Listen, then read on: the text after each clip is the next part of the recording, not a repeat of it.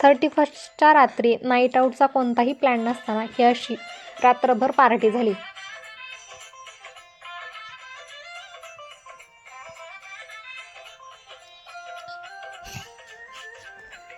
दिवसभर या वर्षातली पेंडिंग कामं पूर्ण केली होती आणि संध्याकाळी हा असा मंचुरियनचा बेत केला होता.